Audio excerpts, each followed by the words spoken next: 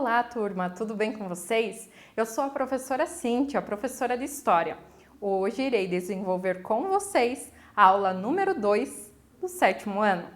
Para isso, nós temos o seguinte tema: conexão entre africanos, americanos e europeus.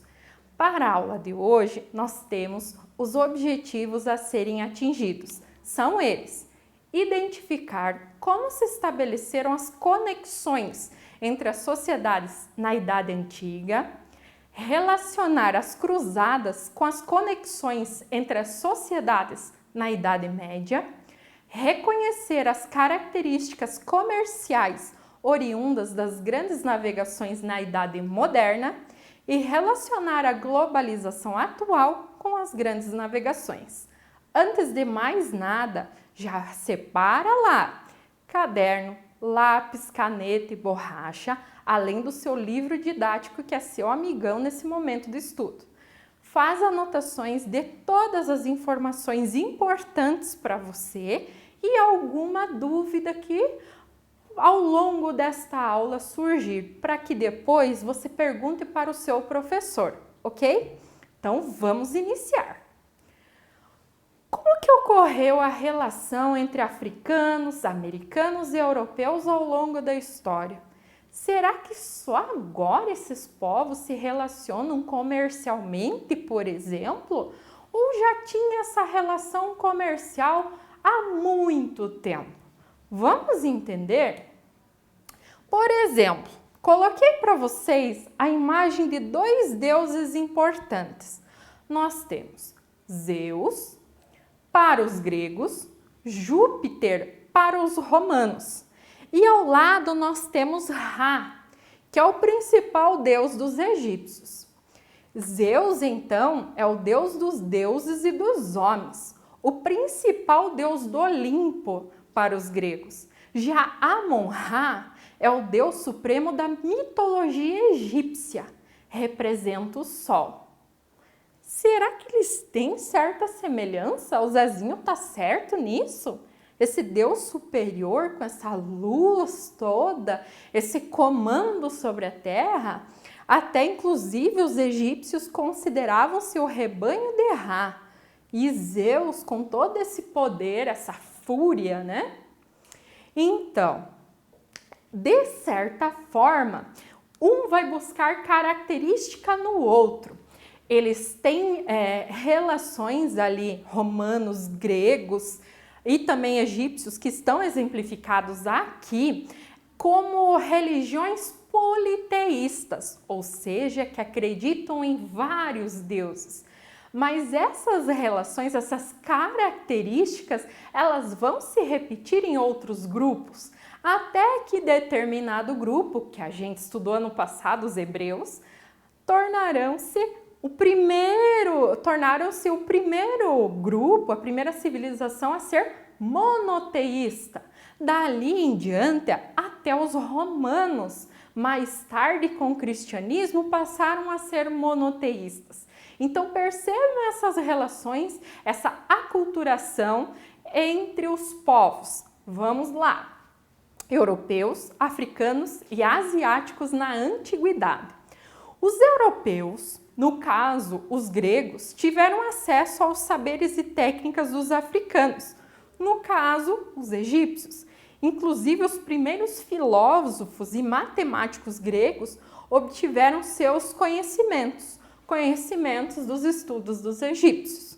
Ainda tem a questão dos povos do Oriente Médio. Quem são? Os persas, hebreus, fenícios, entre outros, em que houve contato por meio de guerras e, consequentemente, troca de conhecimentos. O Zezinho está mencionando aqui sobre a questão de Alexandria no Egito, lá em que Alexandre Magno, da Grécia, ele vai fundar essa cidade, né, sob seu domínio dentro do Egito. Consequentemente, os gregos têm esse acesso a novas culturas e novos costumes e vão modificando os seus, aquilo que de repente não está mais adequado para aquele momento.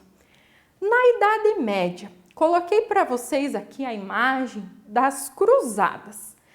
Elas eram expedições militares com o objetivo de libertar a Terra Santa, Jerusalém, que havia sido dominada por árabes.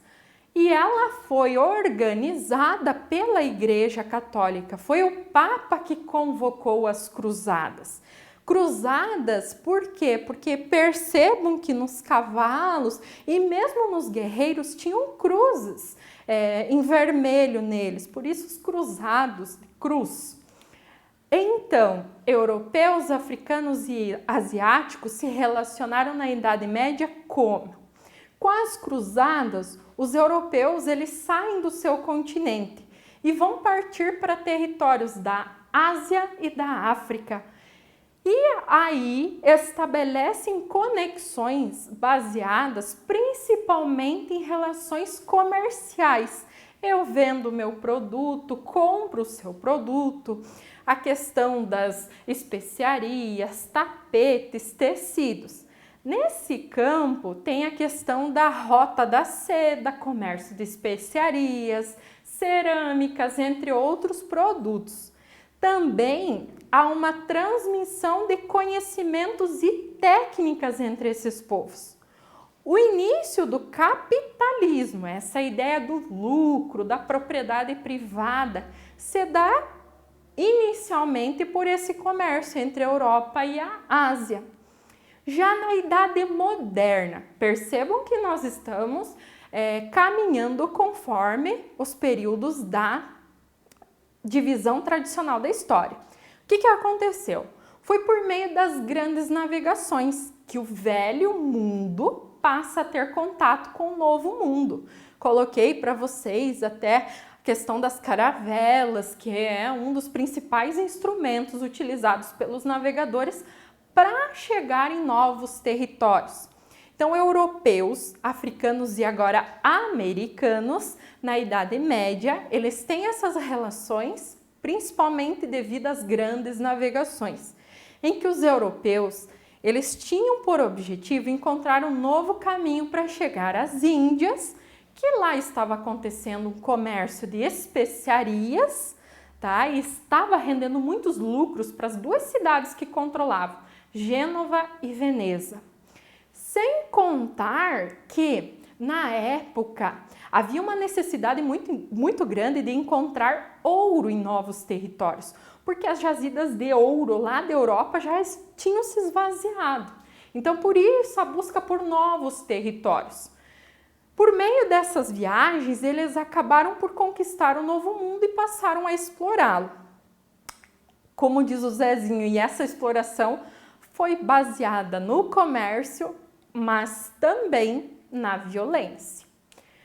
Europeus, africanos e americanos ainda na Idade Moderna. Alguns historiadores afirmam que aí é que iniciou o processo que a gente chama de globalização, essa relação entre países de outras áreas do mundo, de outros continentes, em virtude do aumento das conexões entre os povos.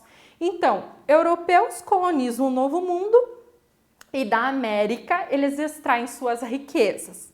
Os americanos enviam as riquezas, essa matéria-prima para a Europa. E os africanos, eles enviam escravos como mão de obra na América. Então aí você vê um comércio triangular, entende? Europa retira a matéria-prima da América para produzir mercadoria. Para produzir ou para retirar essa matéria-prima ou para produzir essa matéria-prima é necessária mão de obra que vem da África, esse comércio triangular. Deu para compreender um pouco sobre essas conexões que foram estabelecidas entre as sociedades do Velho e do Novo Mundo? Elas funcionam até os dias de hoje.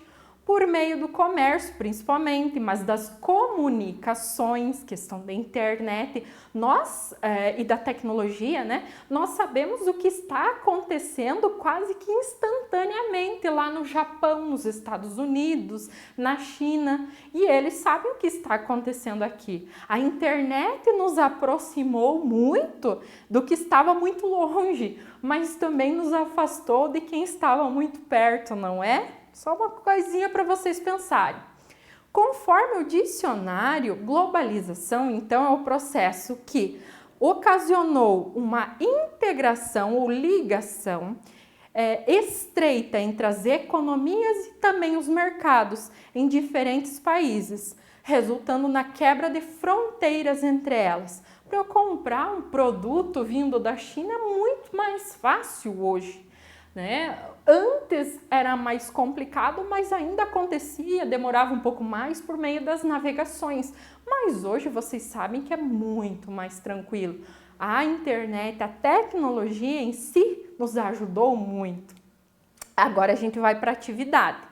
Na próxima aula eu quero falar um pouquinho mais para vocês a respeito de dois povos africanos importantes nessa formação do povo brasileiro, os povos de Gana e de Mali. Espero que vocês tenham compreendido, anotado várias informações, que restaram poucas dúvidas, mas muitas curiosidades. Bons estudos a todos, um abraço e tchau!